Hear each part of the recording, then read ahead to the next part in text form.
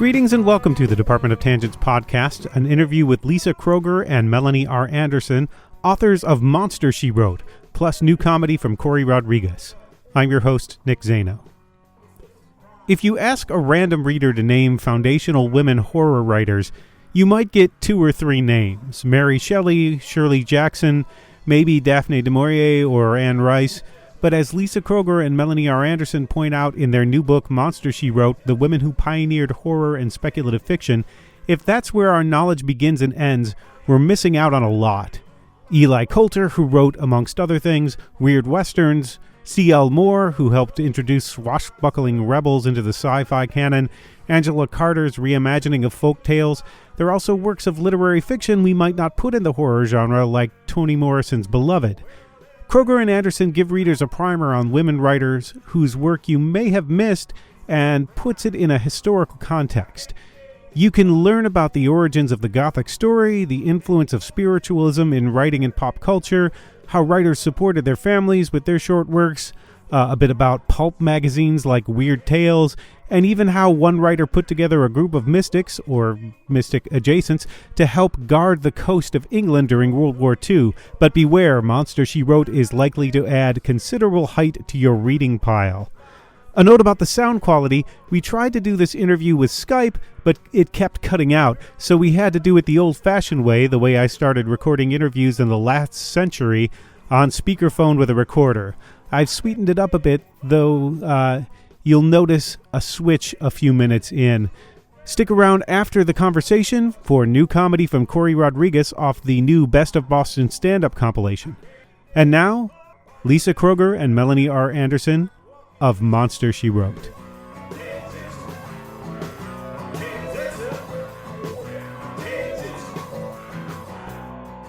Let's start with the sort of mic identification so people can identify your individual voices.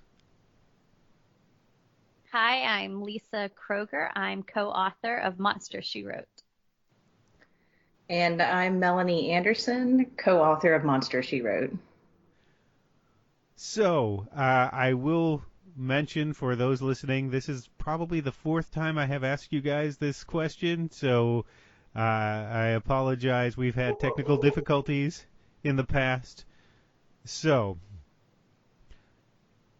Monster, She Wrote, The Women Who Pioneered Horror. This is a primer on foundational female writers in horror. Would you agree with that description?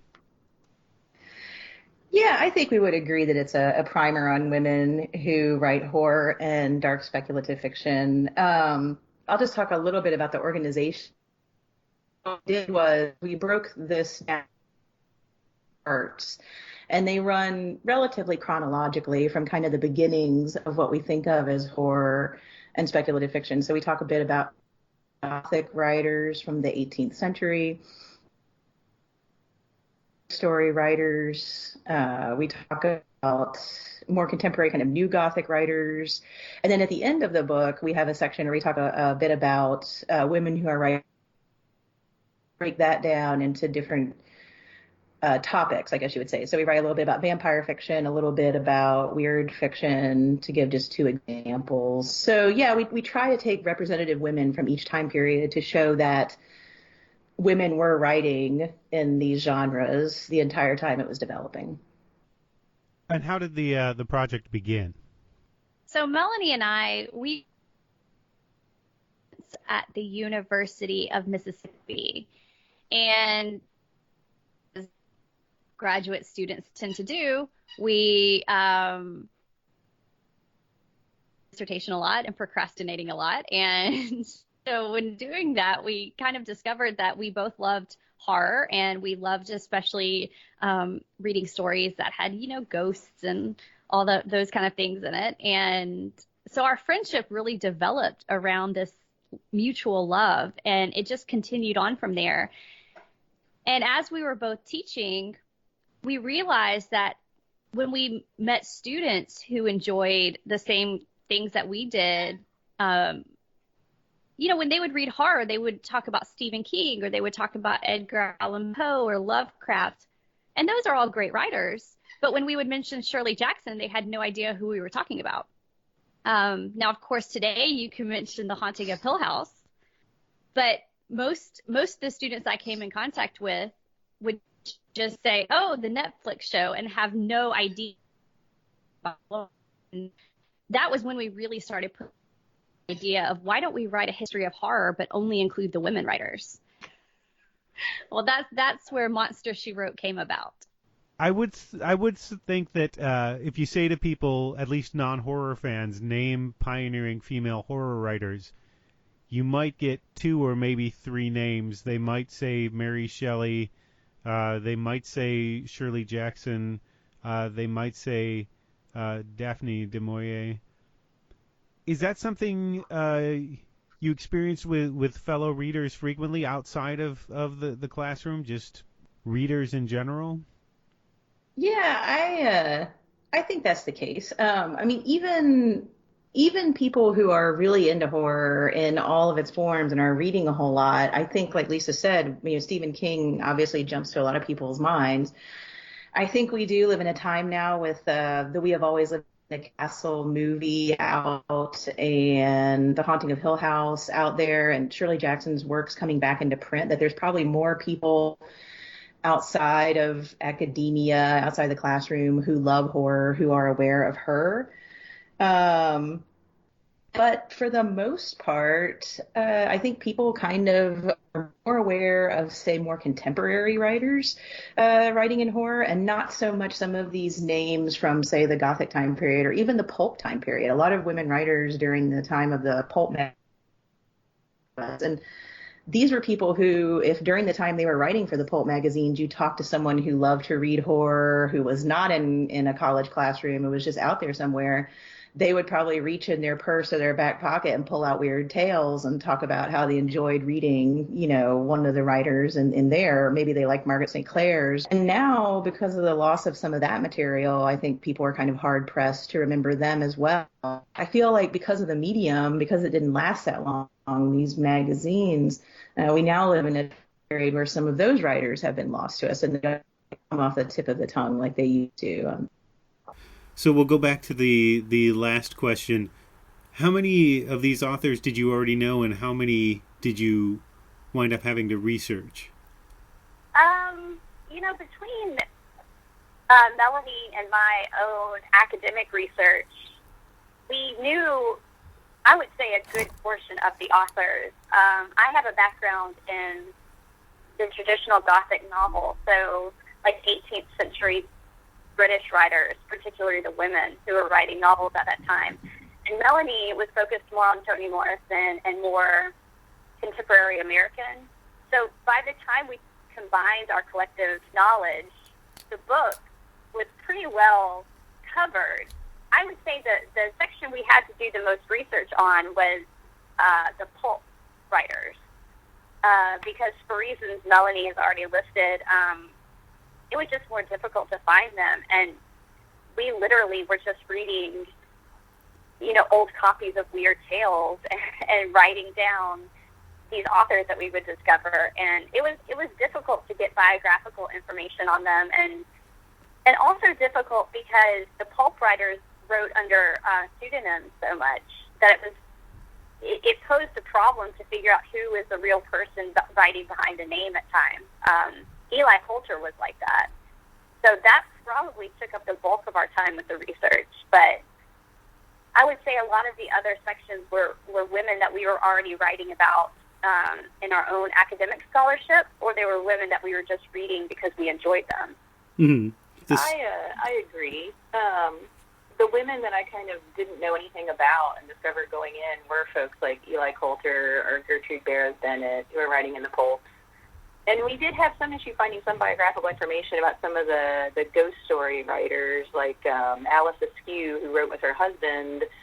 They not only died young, but she was writing with him. And so finding specific information on her, we had to write about them as a couple. And I had to go through, I think, at least 3 sources before I felt comfortable with the information I was getting, because there were kind of disagreements, I guess, slight disagreements in certain aspects of their lives. So I guess finding biographical detail on some of the women was probably more difficult than just reading, stuff that they'd written. Though some of the women, a lot of their writing was out of print, and so we had to deal with what we were able to find, or what research we could do on the works when they had come out. Not necessarily like you can go buy it today in a bookstore.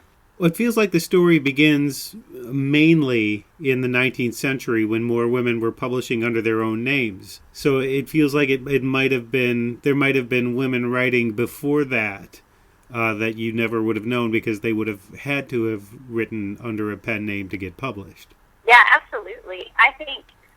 That's why Margaret Cavendish, who's the earliest writer we covered, she was kind of an outlier, precisely because she insisted that her work was published under her name, and that was pretty much unheard of at the time. And even when you look at somebody like Mary Shelley, who a lot of people know, when Frankenstein was first published, it was not under her name, and that led a lot of people to think that her husband had written it or had more to do with it than he actually did.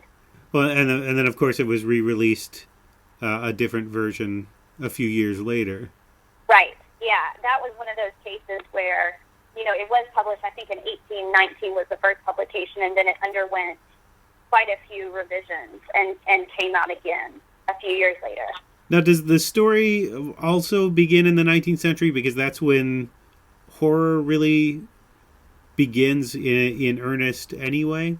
Would you say that's sort of the when it really started to take hold as kind of a genre, although not called horror, but what we would recognize as horror?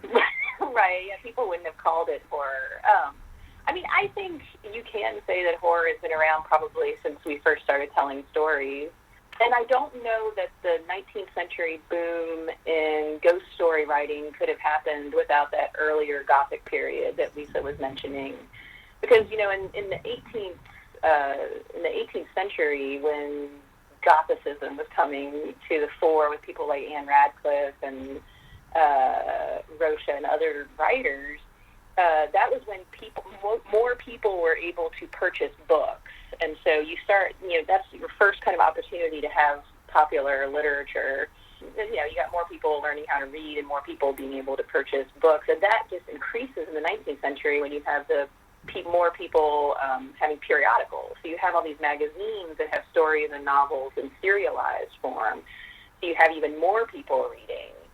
And I think that, in a way, allowed some of these women in the 19th century who needed to either make a little bit of money to help their household, or perhaps were widowed, or perhaps needed to make a living in some way, say, like, hey, I could write some ghost stories that people are going to really want to read and be interested in and get them published in all these periodicals. And some women even found opportunities in being editors of these magazines and periodicals. So, yeah, I think, even though it started a little bit earlier with the development of more people being able to read and more people being able to purchase objects that are publishing stories, the 19th century is kind of, I guess, when it catches fire. What's interesting, would you say, about the motivation for writing? Some people were writing as a sideline necessarily, but some women were supporting their families through this writing. Yeah, that was one of the things that Melanie and I actually started talking about after the book, when we were kind of looking over some of the things, especially the women writing during what Mel was describing as kind of that Victorian ghost story boom.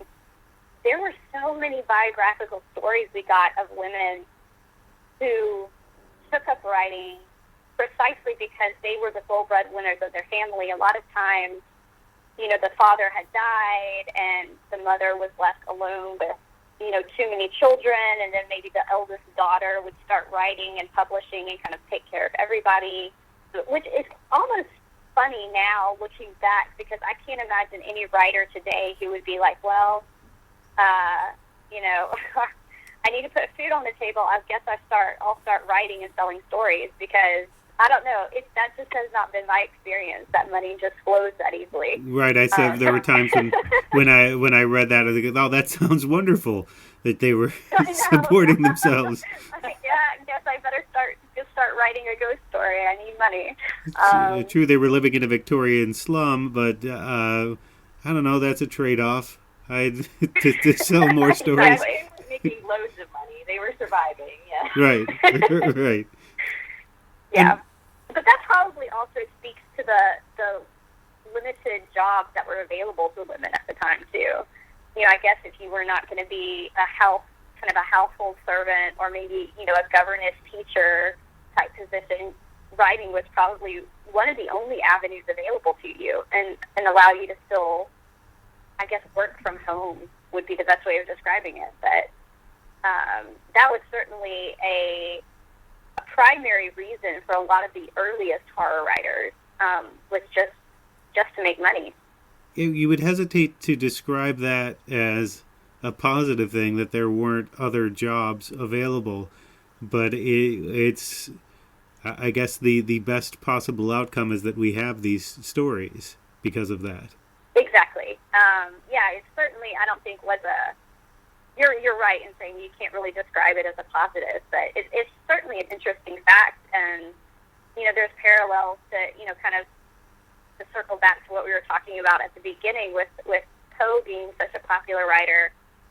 Most people know that was the reason he wrote a lot of his kind of spooky gothic horror stories, was because those were what were selling and not his poetry or his attempts at novel writing. So that was a benefit of the time period, I think, is that we have these great classic stories of the horror genre. And you do get to some interesting history outside of the literary realm here. You get to was it Victoria Woodhull, who was the first woman to run for president with Frederick Douglass as her running mate, no less? Yeah. Although I would say I don't think Frederick Douglass agreed to that. Yeah, he didn't know until she announced it. Yeah. Well, there's a complete other story to be written there then. She's fascinating, but yeah, she was, and but she connects it to all that spiritualism, because that's another fascinating part of history that I would love to explore more, is this idea of women coming into people's houses and talking to the dead and doing seances. I think a powerful moment for women, because it gave them so much power to speak like their political thoughts, or maybe their thoughts on, you know, women's rights or religion, and they were able to do that because they were like, oh, this isn't us saying it. It's, you know, a great man from the past who I'm speaking through. Right, it's Abraham Lincoln telling you this. Yeah, exactly. It's not me, guys. I'm not saying that women should vote. Abraham Lincoln is saying that women should vote. So it was a really neat thing to see how this kind of, what we look at now as kind of a Halloween parlor trick, was a way for women to find their own voices in society. Yeah, that was something that I also learned while I was doing not research for this book per se, but research I was doing for other projects that kind of led to this book, is that I wrote my dissertation on Toni Morrison, and, you know, my PhD was in 20th century American lit, but I also do teach African American lit classes, and I had read a lot of fiction and nonfiction from the time of abolition, trying to end slavery and the beginnings of the women's suffragette movement in the 19th century. And I did not know until I started reading biographies of, like, Kate and Maggie Fox and a couple other scholarly books about seances and spiritualism, just how much of a role these women spiritualists were playing in these movements. I mean, you could be reading A Slave Narrative by Harriet Jacob, and she mentions different abolitionists who help her. And then when you're reading, say, a bio of the Fox sisters, you realize that they were crossing paths with them in seances and spiritualist meetings. And I feel like, you know, kind of like what Lisa was saying, there's this whole kind of underlying history of how all of these social movements were crossing paths with things that we now think of as occult and horror. But at the time, spiritualism was just kind of seen as a possible way of communicating with the dead in a religion. So it makes sense that it would have been involved in all those social movements. But looking back on it, I feel like we've lost a little bit of that information. Well, one of my favorite bits you talk about here, and this could be a whole book itself, was it Dion Fortune? Is that the woman who put together this sort of league of spiritualists to protect Britain during World War II and posted them out on the coasts? That sounds like Hellboy to me. Yeah, apparently she was writing letters to her followers that they should create what she called like spiritual protections that would be along the coast of Britain. And we cite in that section the collection of letters, so you can go look and see like how she was communicating with them. But yeah, it does. It sounds like something out of a novel or a movie plot. Yeah, it's. I would love to see somebody do a League of Extraordinary Gentlemen type of treatment of that story, of who she had posted around and how she marshaled them all together. Yeah, she's a fascinating character, and she is just in and of herself, but she was one of these people who kind of took her own writing and her own occult beliefs and, I mean, almost grew a religion of mysticism out of them. Because she did have not just fans, but really loyal followers. I agree. I think we need more Dion Fortune to make a comeback. Well, in that sense, it sounds like she's an L. Ron Hubbard kind of figure, where she's got her own Dianetics thing going. She's got the fiction that's supporting the mystical beliefs that people treated kind of as a religion. Oh, absolutely. I mean, she was part of the Hermetic Order of the Golden Dawn, and a lot of those esoteric, I guess, occult groups. Yeah, I mean, it's strange because we do hear a lot of not just occult stuff, but cultish things coming from Ben, like you mentioned, L. Ron Hubbard. But yeah, I absolutely think she's just as equally fascinating, and it's strange that he's become such a household name, but she hasn't. Mm-hmm. Yeah, and the society was it the Society for Inner Light, Lisa, that she created? I think. Yeah, it still exists today in its own kind of form. So yeah, I mean, even her beliefs aren't completely gone; they've survived too. Yeah. It's the group that was formed based on her teachings. They're still around. So, I mean, there's even another connection to Hubbard because we still have Scientology reaching its fingers into today's society. And, I mean, hers is to a lesser degree, but it's absolutely still there today. Now, a lot of these writers, how you describe them in the book, they weren't genre writers. There wasn't really kind of that distinction wasn't really made then, it seems, at least not as much as it is now, when you've got bookstores that have separate shelves for different genres. There was no such thing necessarily as somebody who wrote one thing exclusively. Yeah, absolutely. I mean, because if you look at the writers of somebody like Vernon Lee, who wrote ghost stories, stories of the supernatural, but then also wrote philosophical essays.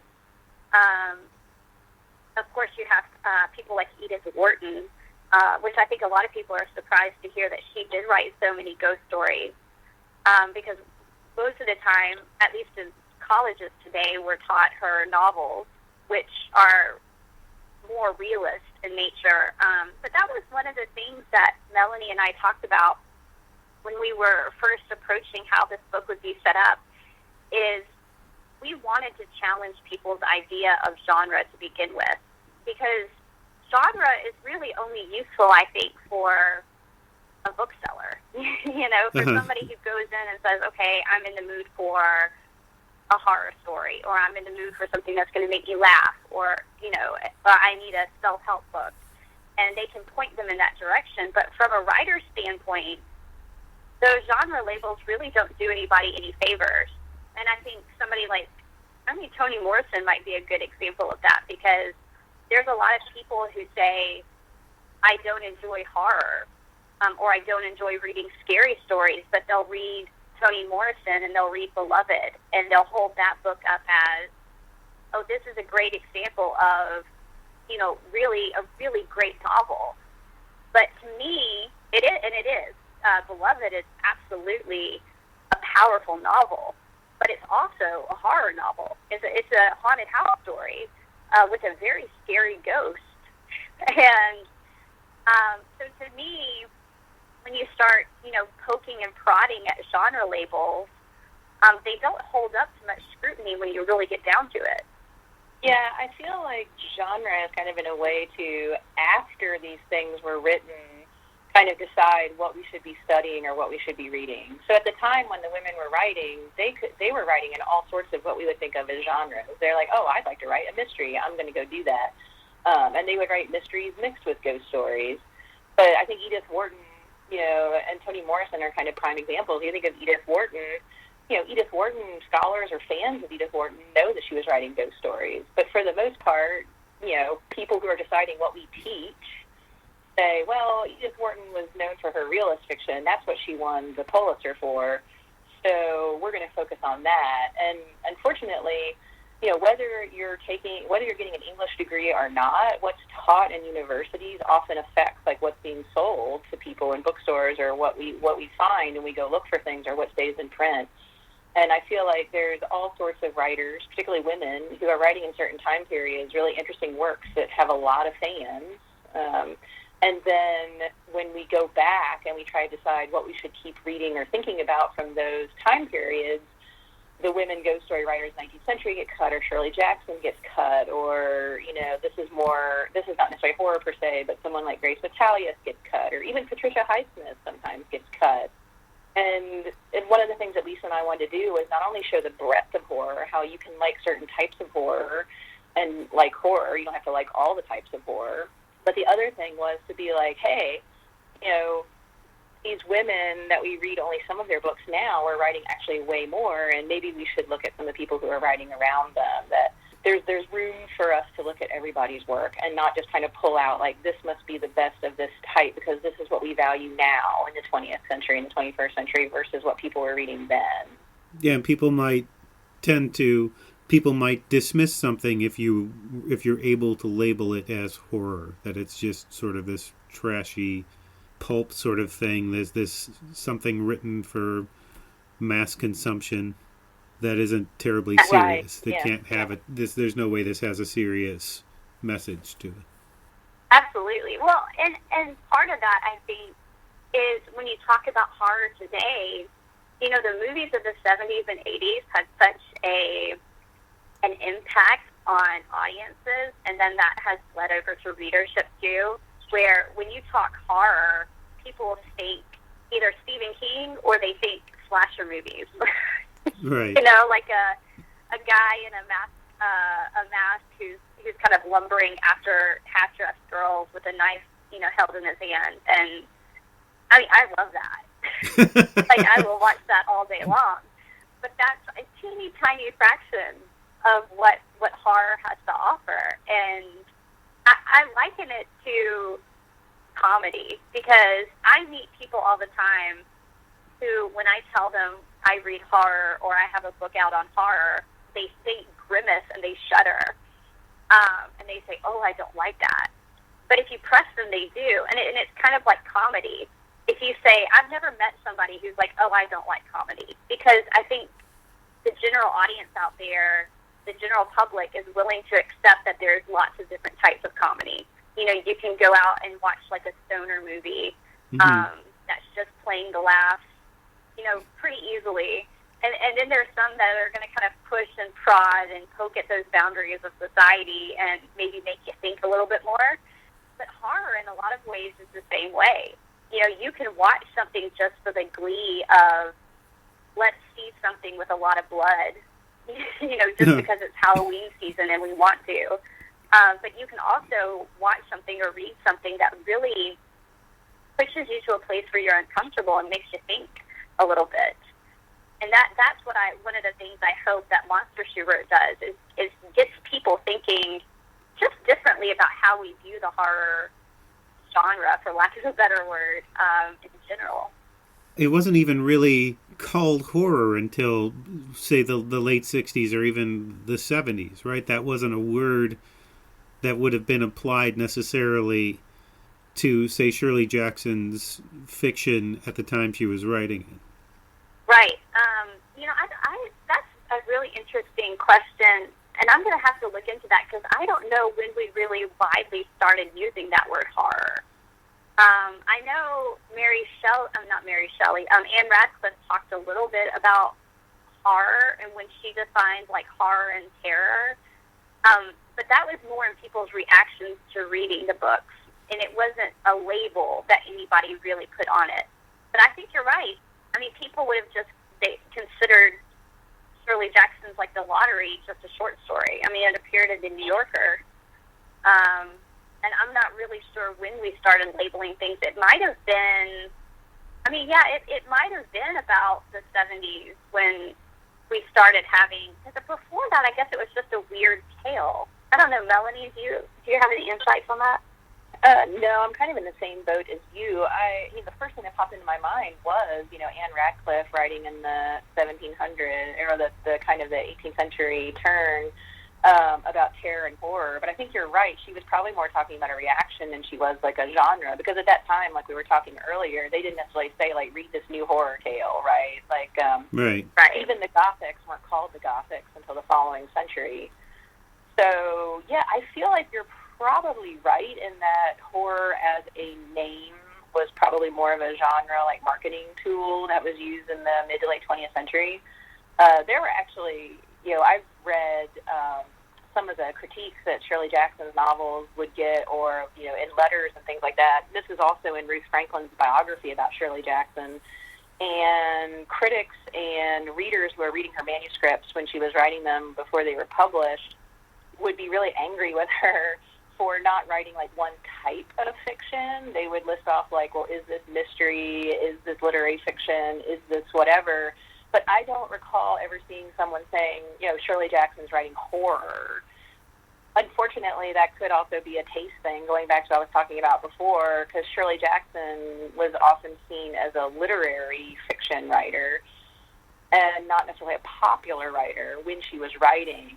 And so even if horror had been a term at that time, I don't know that people would have necessarily applied it to her. I do know that people thought of Patricia Highsmith as a mystery or a thriller writer. So, yeah, I'm wondering if horror was a term that came along in, like, the mid to late 20th century as more of a marketing tool than necessarily a definition. It might have had more to do with movies, which means I don't know where I would look into this, but I wonder if it came up in the 50s with horror movies. Did they call them horror movies at that point? I was wondering that, because if you look at, like the Hammer Studios, that might have been more when you started to see it applied to marketing. Was kind of that era in the film period. And you could argue... Yeah, I could see that. Yeah. Or like the William Castle films or Vincent Price. And then, I could see this being called for. The Tingler. I've got a poster of the Tingler on my wall in front of me right now from the a couple of the the Mystery Science Theater guys brought it to Boston and riffed movie riff. Well, I guess you could argue whether a genre label is helpful to the artist, because if you're going to sit down and say, I'm going to write a horror novel, then you're necessarily limiting yourself, the same way that if a musician were to sit down and write a song and say, I'm going to write a country song or I'm going to write a rock song, then they're almost guaranteeing a certain formula for what they're doing. Yeah. Go ahead, Lisa. If you're looking at it, I think from a writing standpoint, too, that's a really interesting question, because, now we do, let's face reality, we do have a horror audience who's hungry for that kind of material. And so if you go out setting out to write a horror novel, you've got to know what expectations your readers have, because they're going to be disappointed if you don't meet those to some degree. But then I also wonder, if that doesn't limit you too, because I mean, you made the comparison to music, and we all know the bad, the kind of, I mean, like a country music song, right? There are certain expectations to that, but if you meet all of them, then you run the risk of coming across too formulaic. The David Elenco song, right? Like, I'm going to write the perfect country and western song, and Yes. it almost doesn't even make sense because every verse is like a parody. It comes off the parody. Yes, it's yeah, what it does. I mean, I'm just thinking, like, I don't listen to much country music, but if I was going to, like, write a country song, like, okay, I got to have a girl in a truck, I got to have a dirt road. Well, the David Allen Coe song does that. It's like your dog has to die. There has to be a train. There's somebody has to Your mom become. has to go to jail. Yes, yeah. your mom has to go to jail. Which is, which I can see some people think, oh, that's hell, but some people go, oh, all right, that's how you do it, and that, you know, somebody probably took that song and went, all right, then I can write a whole album of these things. Right. But, I mean, isn't that always why they tell writers, like, the first thing I heard when I was starting to write some fiction was, okay, if you want to write a really good horror story, then you've got to read outside of the horror genre. Right. And I think that was that exact reason. It was because, okay, you know you want to write a horror story, so you know what the expectations are.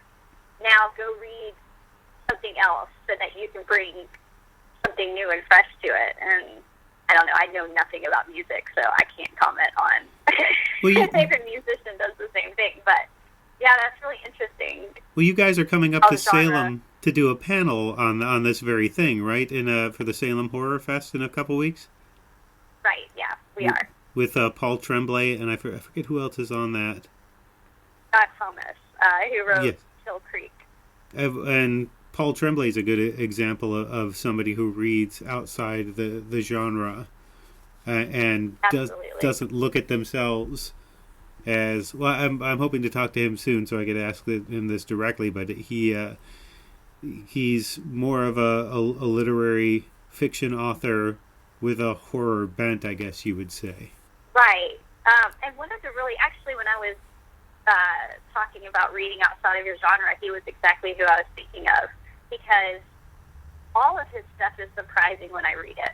But it's all really good horror, too. Like, it's all scary. And there have been several of his books that I've had to, like, put down because they scared me too much. Or they just caused too much anxiety. But I think he's one of those who approaches it in the idea of, like, okay, if I'm going to write, I've heard him talk about this, where he said, like, if I'm going to write a demon possession novel or a home invasion novel, I'm going to think, how would I write it so that I would enjoy it? Because those are things that we've seen a million times and that we've read a million times. So how do you write it so that it doesn't come across as the same old thing? And I think he does a really good job at that, probably because he's so well read outside of just the horror genre. Which in a way brings us back to Toni Morrison, because you've got the audience expectations of what horror is. And Toni Morrison is definitely not writing to meet those expectations, I would think, in a novel like Beloved.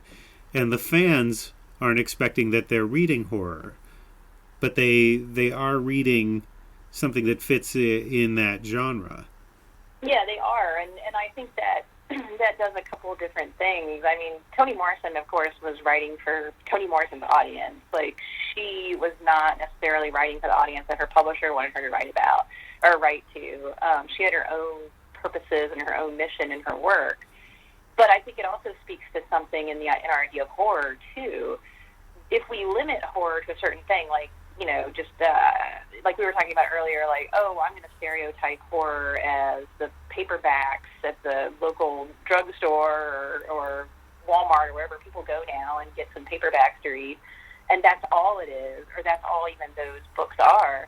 You lose all of these other writers who may not write what we think of as horror with every single book they write, but in a couple of the things that they write deal with things that are truly traumatic and horror-inducing and also parts of our history that we don't like to face. One thing that Lisa and I talked about when we were doing this book as well is the power of horror coming from the idea of the Gothic, that we are haunted by things that we repress or things we want to forget. They just keep popping up in front of us until we deal with them. That's like the basic gist of a ghost. And so you have, writers like Toni Morrison or, other writers who maybe write a couple books that have ghosts in them or aspects of horror, but they're forcing readers to look at our history in a different way and seeing a true horror that happened, but using, a ghost story in order to tell it. Toni Morrison said a couple times in forwards and interviews to her work that, you can't talk about American history without feeling haunted or being haunted or having to deal with a haunted presence. And I think that horror and the Gothic and the ghost story and all the different subgenres that we think of as part of horror, they all intersect at this idea of what scares us, what hurts us, what haunts us, what causes us anxiety. And that can run the gamut from imagined monsters who are related to actual anxieties and issues to real, like, hey, people, we are not paying attention to this really important thing that happened. Let's use this ghost as a vehicle for me to show you and make you look. And I think I've mentioned this before when Lisa and I were talking about this idea of writers making us have an unflinching gaze. Like, look at this treatment of African Americans, or look at this treatment of Native Americans, or look at this treatment of women. Remember this. And yeah, I don't think that an author has to only produce what we think of as horror for their entire career to fit in that. They can have a couple of their works that use these tropes or these ideas to achieve different effects. Mm-hmm. I want to go back to a few specific writers, a few guideposts along the way. I want to go back to Anne Radcliffe and Margaret Cavendish, who are authors that a wider readership might not be terribly familiar with. What did they contribute? How did they help to create Gothic fiction and horror fiction? Well, Radcliffe, we hesitated putting her in the book at all. I think she was a last-minute addition. Anne Radcliffe. She was the most popular writer of Gothic novels during the 1790s. Was really kind of her heyday, and she set a precedent for all the women writers who came after her who were writing Gothic novels. But we mentioned earlier that Radcliffe was absolutely, I do not write horror. Right. She was very insistent on that because, and we talk in the book a little bit about the difference between horror and terror, according to Anne Radcliffe. And she thought that terror, which is what she wrote, was meant to awaken the senses. So you read it and you perk up and you start paying attention to things a little bit more, and it's exciting, but it doesn't push you over the edge. And horror she described as an annihilation of the senses, so that it was so in your face that it just kind of made you numb and shut you down. Which, believe it or not, there was a lot of women who came immediately after her who did write a lot of the blood, guts, and gore, which is surprising, I think, for readers who haven't jumped into 18th century writings at all.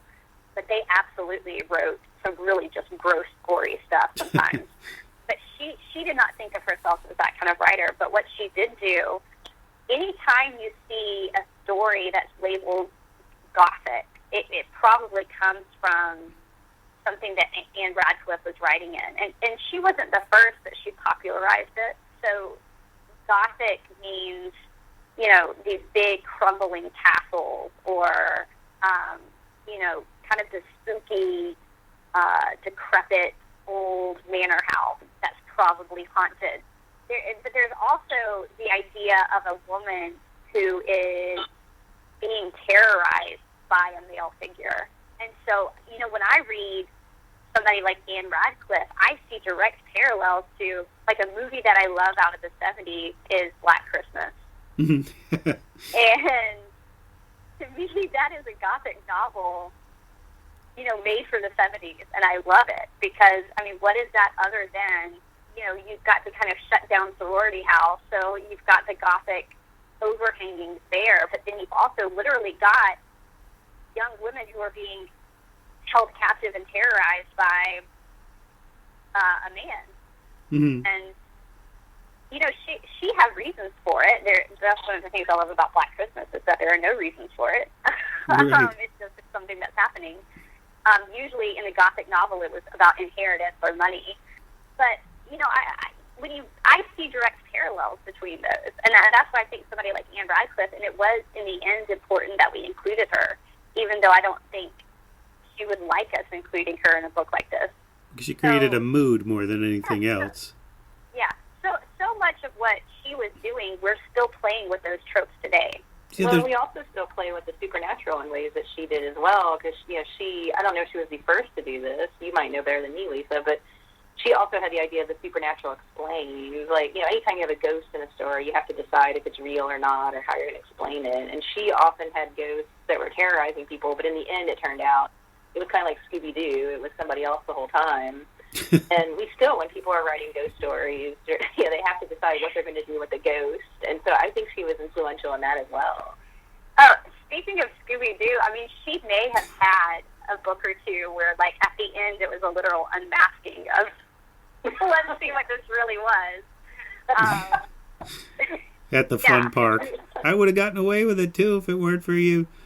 I wonder who came up with that phrase. If there's a literary precedent for "I would have gotten away with it too if it weren't for you meddling kids." You meddling Gothel heroine. Now I'm thinking we need to do one of those mashups where it's an Anne Radcliffe novel mashed together with the Scooby Gang. Oh, that would be brilliant. It'd be like Write those. That down. Write it down. Next book. Pride and Prejudice and Zombies, or Sense and Sensibility and Sea Monsters. One of those. That's right. kind of books. Well, you also in Scooby-Doo. Right. Well, that also brings up the Christmas tradition of telling horror stories, which is something that we seem to have lost in America. That you said that you'd probably like to bring that back. Telling horror stories at Christmas was kind of a long tradition that Charles Dickens then marketed. And it comes from this idea of, you think of like the fall and winter seasons where we have what we think of now as Halloween kind of blending into the winter. Everything's changing. You have winter coming in, it's colder. Things are dying. It's very cyclical and it's very dark. And it makes sense why people would be telling these stories kind of around the fire. And there's also a lot of folklore about through the fall and up into Christmas being a time when, like, magical or supernatural things are more possible. Like, the veil between this world and the next is a little bit thinner. And so, in the 19th century, you had people, we mostly think of Charles Dickens, but Elizabeth Gaskell was also involved in this. Wilkie Collins did a little bit of work in this. And so you have these periodicals. Well, they need something to publish at Christmas time. So Charles Dickens and other writers start kind of organizing Christmas. So before that, we didn't really have all the customs that we think of now with the Christmas holidays. So they write essays about getting together with family and traveling and not working on Christmas and putting up a tree and giving gifts. And this is the beginning of, like, expanding childhood and that kind of innocence. And so when we think of Christmas ghost stories, I think we automatically just all think of A Christmas Carol. But there were women writers doing this as well. Charlotte Riddle wrote Christmas ghost stories. Elizabeth Gaskell wrote Christmas ghost stories. And, I mean, it extends even a bit, I think. Even like with something like Doctor Who today, there's usually some supernatural stuff going on in their Christmas specials. I was going to mention that. Woman in Black is a Christmas ghost story. But it has a long tradition, and we don't necessarily talk about or think about it too much in America, but I think it's still that kind of spooky time of year to a certain extent. I think the BBC did do Christmas ghost stories, and they may be bringing it back. I feel like, am I right about that, Lisa? Didn't the last couple of years, didn't they bring an M.R. James story to the screen around Christmas time? I seem to remember that. I mean, that's a trend that I think we desperately need to bring back. So I don't want to brush over Margaret Cavendish, who was the other person I mentioned in there, who seems like a very early precedent setter for Gothic fiction. Yeah, Margaret Cavendish was really interesting because a lot of people look to her as being one of the first science fiction writers, which, sometimes that's applied to Mary Shelley too. But her book, The Blazing World, takes so many different elements that readers today would recognize. The idea of a main character who, and one of the things Cavendish did that I think was pretty groundbreaking too, before I get into it, was her focus on female characters. But she had a character who undertook a journey and kind of ended up in, I don't know what you would call it, like an alternate universe or a parallel universe, but it's that sort of story structure. And she goes into a world where there is a female empress, I guess, is what you would call her, but in a utopia situation. But there's a lot of things that people who are fans of science fiction or speculative fiction or even steampunk to some degree would recognize. There's these big kind of airships that have the capability of flying, and there was a big focus in her book on this imaginative technology that this other world has, and she was very interested in science and philosophy. So she was taking, and in a lot of ways, the way Shelley was doing was taking philosophies and scientific discoveries of her day and then kind of imagining what they could become. It's a much more uplifting book than Frankenstein is. But one thing that I found particularly interesting about Cavendish is that she was publishing under her own name, which was not at all done at the time. In fact, people would discourage her from doing it. They were discouraging her from writing and publishing to begin with, but then to put her name on it was unheard of. But she knew what she was doing as far as trying to make herself a literary celebrity, and she actually went out and pulled what we would kind of call publicity stunts today, with the sole purpose of gaining attention for herself, which is one of the reasons I think she is really fascinating, and I like to kind of pinpoint the beginning of women who are indie horror and related genres with her. Now, you mentioned there may have been others at the time. We just don't know about them now, but she was a character in and of herself. She was fun to write about. So you mentioned Margaret Cavendish as being sort of a pioneer of sci-fi, which brings up C.L. Moore to me, who you mentioned sort of pioneered the swashbuckling sci-fi as a precursor to Star Wars. Yeah, C.L. Moore. She was one of these that I was not familiar with until we started doing the research for this book. But the first story of hers I read was Tremblay. I think that's how you say the name. But she had this character called Northwest Smith, and he is basically a space pirate. And so just to kind of give you a sense of who Northwest Smith is, if you haven't read any of his stories, which there are still quite a few collections out there that are still circulating that have Northwest Smith stories in them. But he was a guy who would drive a ship and he'd kind of hop from planet to planet. It's a space story. And he would smuggle things, and he would run these missions, but he would also, he was kind of one of these who would fall in love with a woman at every planet he landed on. So he was a big ladies' man and kind of a roguish charm, I guess you could say. And then Tremblay was this really interesting story because the woman that he sees when he first lands on this planet is these men are chasing down this woman, and she's kind of like a half cat woman, half human woman, and her hair is a little Medusa-like. It's kind of these snake-like appendages squirming from her head. But he finds her very beautiful and alluring. And I won't tell too much about that story in case people want to go look it up, but it's a fun one.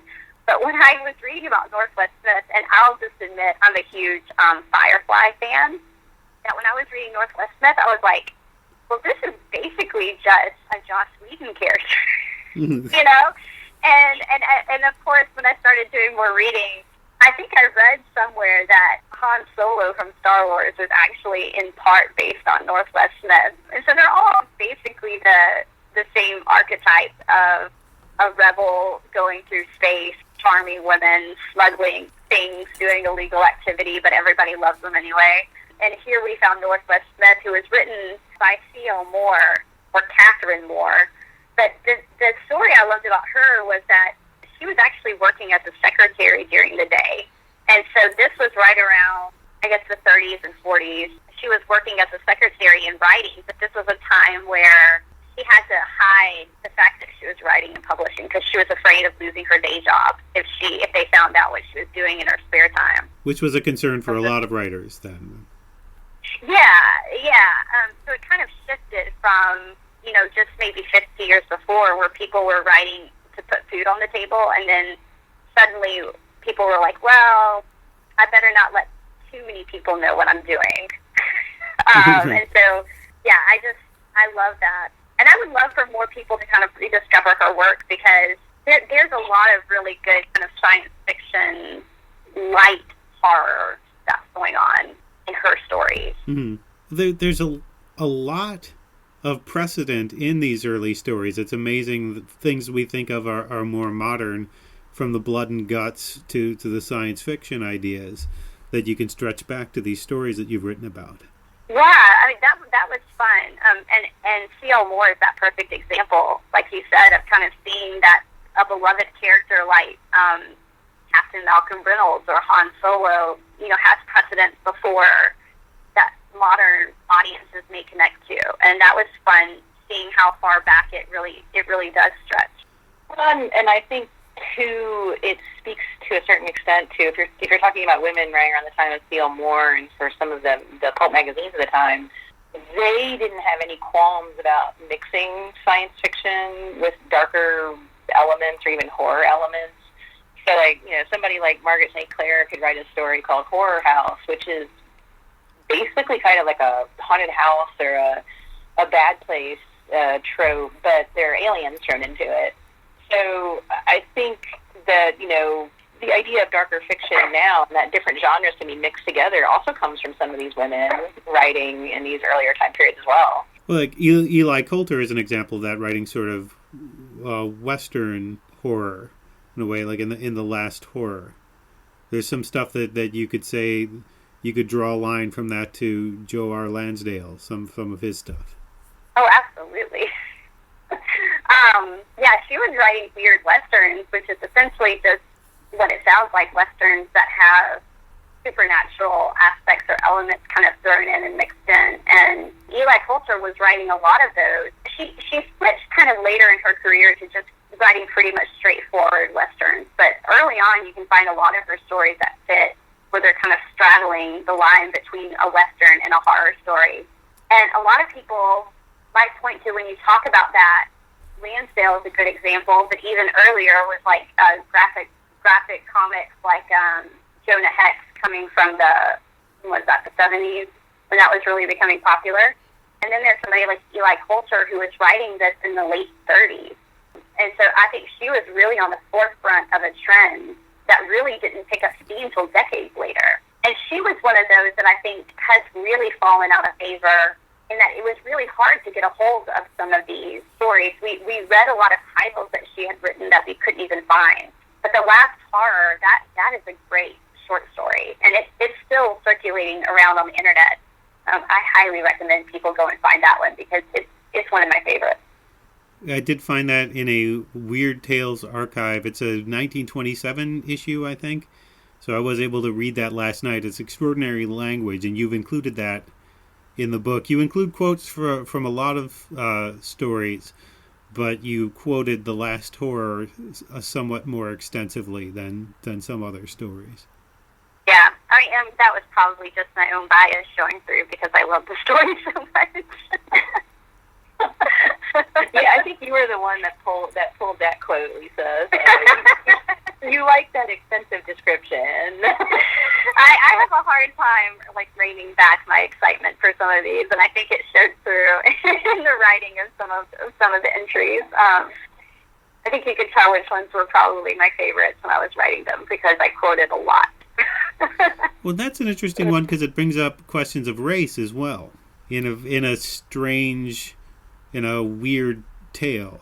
Yeah, it does, yeah. And for 2019, some of the stuff she's doing in it is extremely problematic. But when you read it in the time period, it's interesting some of the things that she's having each of the characters say that relate to things that were going on at the time, to where she takes this character and almost makes them more of like a Poe or a Nathaniel Hawthorne megalomaniac or a Bond villain.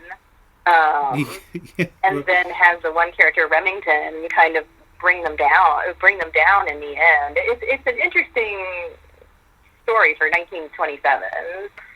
Well, and I think that's an important thing that we should probably point out with a lot of these stories is that you can't always take them out of the time period that they were being written in or the audience that they were written for. And I think we're starting to have a lot of those conversations around, like Lovecraft, for instance, about some of the problematic issues there. And the anti-Semitism.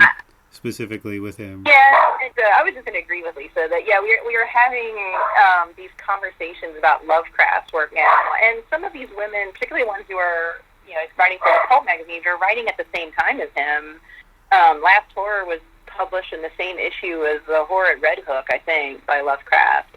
And so, if you read stories by Gertrude Barrows Bennett, she's doing some really cool stuff in there, but there'll all of a sudden be these passages where you're just like, yeah, this is that kind of Lovecraftian uncomfortableness with the other. And I think it's a time period thing, but I also think that some of these women writers might be handling it slightly different than him. But, it's an archive. It's a record of the time and what was being written then. And if you do look this up online, the archive that I read it from is sort of a photocopied version of the magazine, so you get to see all the ads as well, so you can see the context of it. And well, there was a lot of us when we were reading some of these older stories. We were like, "Whoa, okay."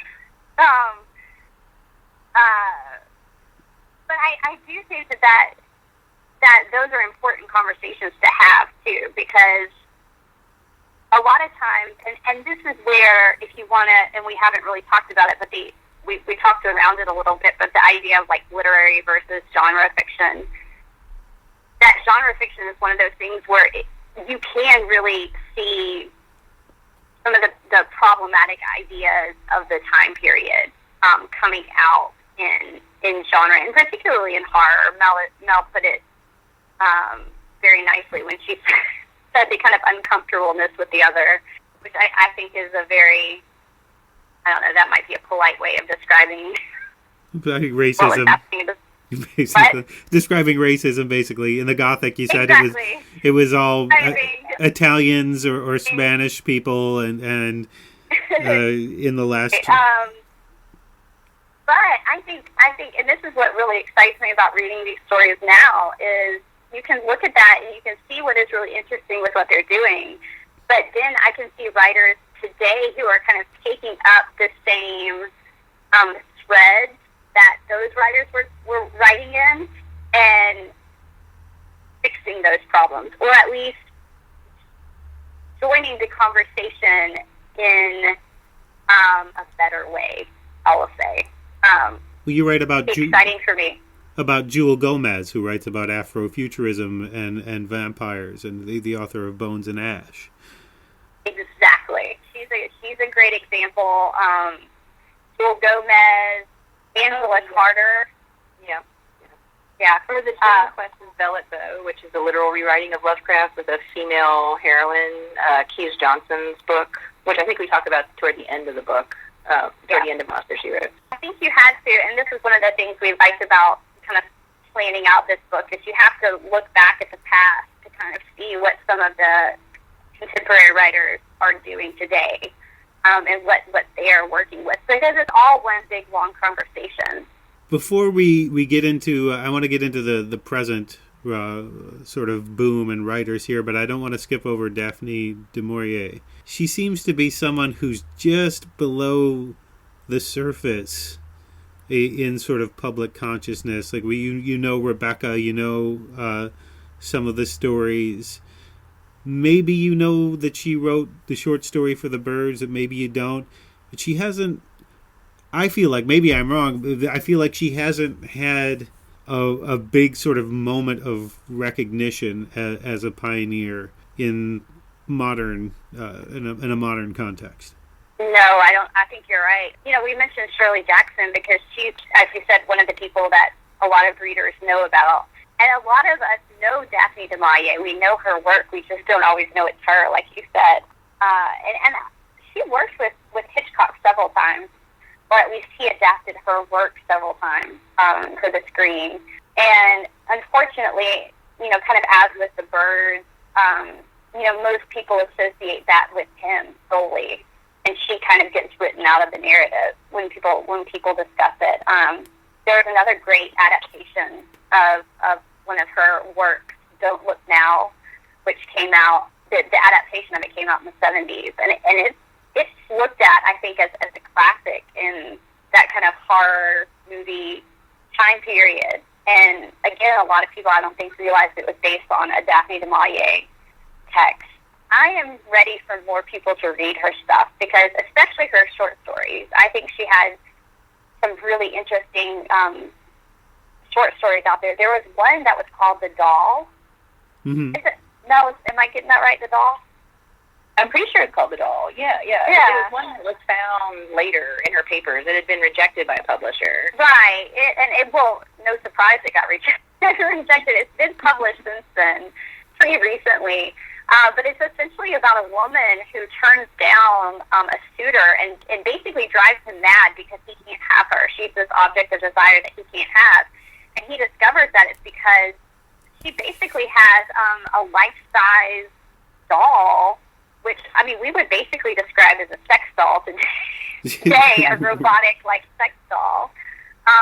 But she's got this man at home that, for lack of a better word, that she doesn't need anybody else. And that drives, literally, her suitors mad because they can't possess her in the way that this doll can. And it's fantastic. And, I mean, she wrote so much stuff that was, most of us, like, probably like me, when I first started reading du Maurier, I started with Rebecca. And I looked at her as, well, she writes Gothic romances. But she doesn't. I mean, she does, but she writes so much more. And there's so much interesting things with feminism and a woman's place in society and what happens when power shifts from one person to another. Don't Look Now is a fantastically creepy story about the power of grief and trauma and the cost of losing somebody you love. I don't have anything else to say except that I hope that du Maurier kind of is the next person after Shirley Jackson that we do a big push for, and maybe we'll start seeing some more people reading her and see a revival. Yeah, I just want to throw in a plug for her story, The Blue Lenses, which I think is such an interesting little conceit in the way this woman has, like, eye surgery and gets these glasses that cause her to see the world around her in really weird, almost like psychic ways. But it's really interesting because, like Shirley Jackson, du Maurier is looking at the dangers of our everyday situation. This is a woman who was living her life thinking she was safe, comfortable, in a relatively privileged position, has this eye surgery to fix her sight, and then all of a sudden she's able to see the interior of every body around her. And it's all completely different than maybe what she thought, but she doesn't know if she can trust her perception. And it's so creepy throughout the story because you're realizing along with her that the world is a very dangerous place, and it doesn't matter how much you know someone else, they could still surprise you or have some sort of hidden layer, which is just so... You don't have to have much happen in the story other than that to completely creep people out. And her story, The Birds, I like the Hitchcock movie, The Birds. I enjoy watching it. I've used it when I teach before. But her story, she felt like her story was superior to Hitchcock's Birds, apparently, and I kind of do too. There's so much more horror in this small family being trapped in their home, dealing with the unknown, than maybe the addition of all the kind of family conflicts that Hitchcock threw into the movie. So they're very different. I recommend if people like Hitchcock's The Birds, they should check out the original story, because you're not going to get a retread.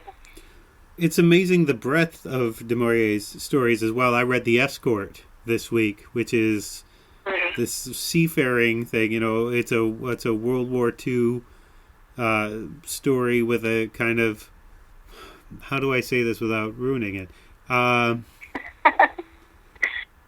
Yeah, I always try to avoid spoilers on this podcast, but then if I want to ask certain questions about the mechanics of a certain plot point, then I have to reveal something. But it's got a throwback twist element there. Does that? I don't know if you've read that particular one. If you'd know if that's an appropriate way to address that. Yeah, I have read that one. I think that's a good way to describe it without spoiling, giving it away. Yeah. Yeah, because you've got this what the hell moment about 6 or 7 pages in, where things start to change. And that's a very atmospheric sort of short story as well. Yeah. You know, Daphne du Maurier, I mean, since it is October right now, if you're looking for something just really atmospheric that will just give you the creeps, a lot of her stuff fits the bill, I think. Mm-hmm. And I want to get into modern writers sort of at the end here. You mentioned a lot of them. We're sort of in a horror boom right now, and we're also in an age where horror can be literary fiction in a way that it couldn't. You talked about Kelly Link, you talked about Jewel Gomez, Angela Carter, Sarah Waters, Susan Hill. Who are some of your modern favorites people should be paying attention to? I love Lauren Bucas. She's a South African writer. She's put out a few novels, and she's one of those that as soon as a book is announced, I immediately pre-order it. And so I'm excited to see what stuff she does in the future. I actually had heard of Tananarive Due before we started working on Monster, She Wrote, but I had not, I don't think I had read her stuff until we started working on the book. And I read her short story collection and novella, The Ghost Summer, and I've read The Good House now, and I really love and highly recommend both of those books. I really want to read her book, The Between.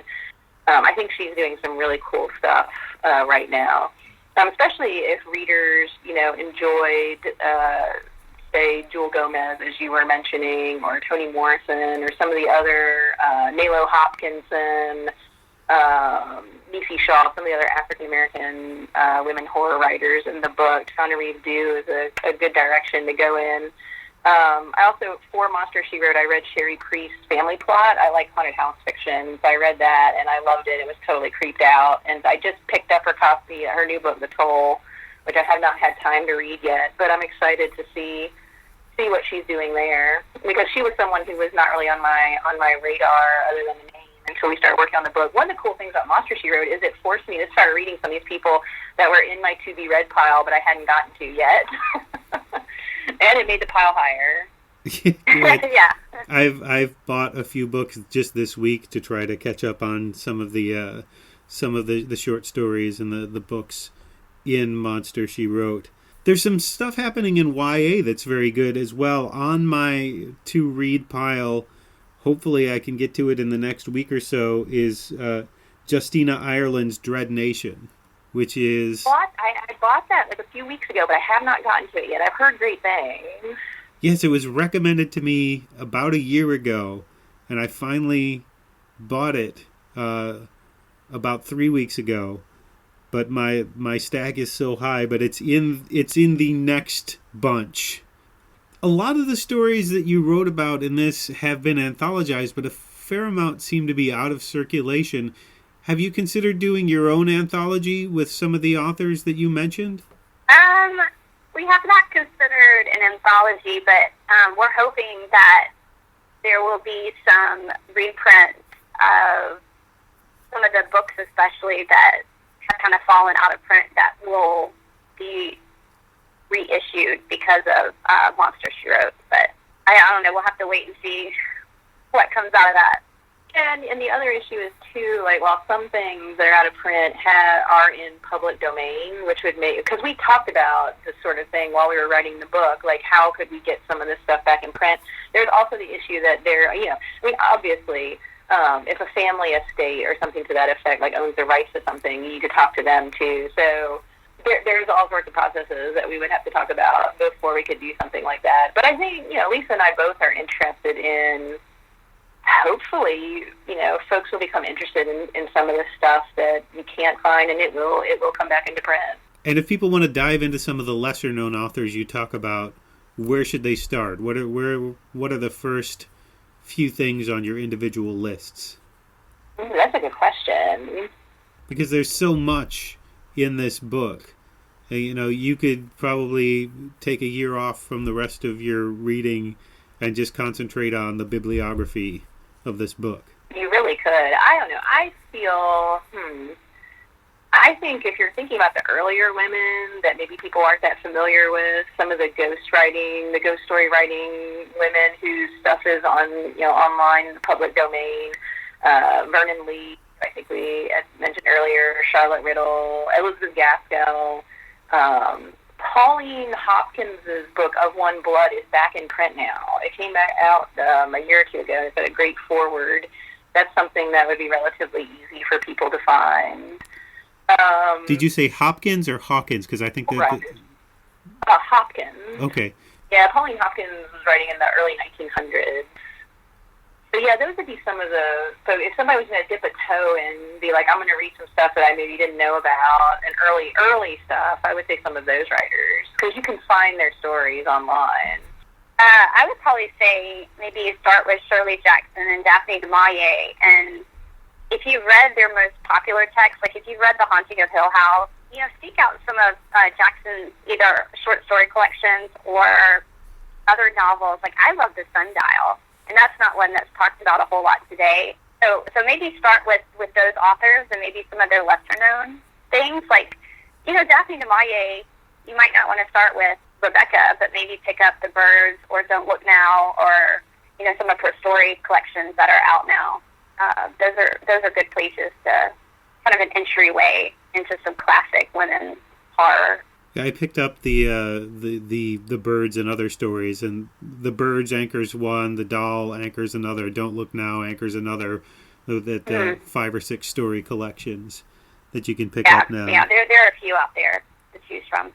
And they are fairly inexpensive on Kindle. I think they're $7 per collection. If you're looking to not spend a ton of money to start out. So we didn't even really mention your podcast, but I want to give you the opportunity to say, where can people find out more about the book and about your podcast and about your individual works? So the book Monster, She Wrote is out from Quirk Books, and so if you're interested in it, you can go to quirkbooks.com and search Monster, She Wrote, and it has a nice little link to all the places where you can order the book. Our podcast is the No Fear Cast, so that's ANOW, so kind of playing off our academic teaching careers, but nofearcast.com. And we're on social media, but the show is bi-weekly. It comes out every other week, and we usually tackle a different subject area in horror. So we've done, like, demon possessions, and we've done creepy dolls, and we've done apocalypses, and we try to dive into what scares us about those particular things, and we look at what writers have done with them in the past, and kind of see how different authors are manipulating those tropes in interesting ways. But I think you can, if you're interested in reading any of my fiction, I have a website, lisakroger.com, and I'm around on Twitter and Facebook and Instagram, so you can find me there. If I'm procrastinating my writing, that's probably where I am. Yeah, and if people are interested in finding out more about me or things I've written, I have a website, MelanieRAnderson.com. That's probably the best place to check in. Okay. And is there anything else about the book you want to say that I haven't asked before we sort of sign off? I don't think so. We'll say for readers or listeners, if you're listening to this and you haven't seen the book, it is illustrated by an incredibly talented artist named Natalia Balnova. So I always like to kind of give her a little shout out because the book itself is gorgeous. All right. Well, thank you very much for doing this. I appreciate it, and thank you very much for your patience for the technical difficulties. Yeah, thanks for having us. This was fun. Yeah, I enjoyed it. It was a great conversation. An arrow to the head isn't always a trend. Thanks again to Lisa Kroger and Melanie R. Anderson for speaking with me for this episode. Monster, She Wrote is out now from Quirk Books, and you can find out more about it at www.quirkbooks.com or wherever you get wonderful books. You can also keep track of Lisa Kroger's work at www.lisakroger.com and Melanie R. Anderson at www.melanieranderson.com and find them on social media. The No Fear podcast is at www.nofearcast.com and on Twitter under @NoFearCast, and that's KNOW. As always, if you enjoyed this or any other episode of the Department of Tangents podcast, please consider subscribing and or leaving us a positive review on Apple Podcasts, Google Podcasts, Radio Public, Stitcher, or wherever you get your podcasts.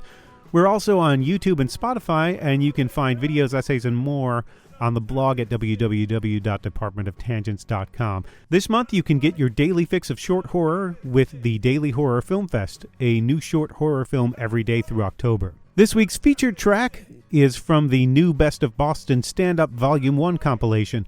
Boston has a long and fine tradition of stand-up comedy, and this album is a good introduction to some of the funniest comedians you can see regularly around town. Veterans like Steve Sweeney, Don Gavin, Tony V, Kenny Rogerson, and Jimmy Dunn. More recent headliners like Kelly McFarland, Will Noonan, Dan Crone, Christine Hurley, and Corey Rodriguez, who you are about to hear. This is a bit about Rodriguez going out for a day at the beach and the reaction he got when he tried to put on sunscreen. I won't give away too much, but Rodriguez is black and the audience at this taping was mostly white. That allowed Rodriguez to have a little fun with their expectations partway through the story. Look for more of Rodriguez's stuff on the Dry Bar Comedy YouTube channel and find his album My Turn on Apple Music and Google Play. His website is www.coreyrodriguez.com, and that's RODRIGUES. Here's Corey Rodriguez with A Day at the Beach. So my ex-girlfriend, she's white. She used to be white. She's white. No, she still is white, right? Good. Regular Boston response. That's what I expect. Anyways, let's move on. Her family likes to go to Jersey Shore. I didn't know they like to, I thought Jersey Shore was going to be the shit. I thought we were going to be like, Jersey Shore. It wasn't like that. I thought it was going to be crazy. No, I didn't know that we were going to go rent a house in Jersey Shore with her family, and they were going to wake up every morning at like 6:30 in the morning and drag everything out of this house we rented. Couches, chairs, cans of food, sandwiches, ottomans, books. Her mom was like, you got a book, you're going to need a book. You got a book, you're going to need a book, honey. You got a book, you're going to... I said, why do I need a book? She said, because we're going to be here all day. I had no idea we were all just going to sit on the beach and just cook in the sun. And then they were all just going to flip like little rotisserie chickens, the whole family. At one point, her mom looked at me. She goes, are you having a good time? And I was like, yeah, I'm having a good time. But I wasn't having a good time. I wanted to be like, what do you want me to do? Lay on my back and tan the bottoms of my hands and my feet? I'm tan already. How long do we have to stay here? At one point, her dad was peeling from his forehead. He was peeling from his nose. He was like, I don't know how I got burned this year. Really? You don't know how you got burned this year? Did the sun trick you this year? Is that what happened? Was it hiding behind the moon and then it just popped out like, burn, baby, burn? Just jump back behind the moon and hid? What are you talking about?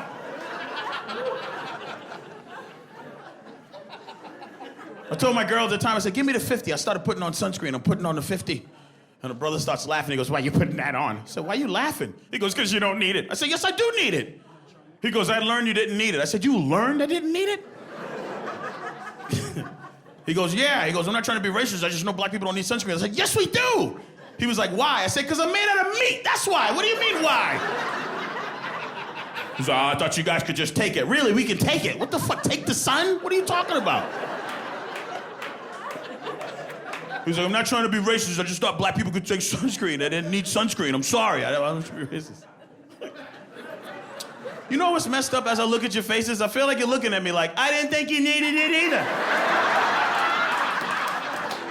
That's a problem. Black people need sunscreen. What do you think happened to Morgan Freeman's face? All those chocolate chips on his face. That's from the sun. You guys have been a lot of fun. I'm Corey Rodriguez. Peace out.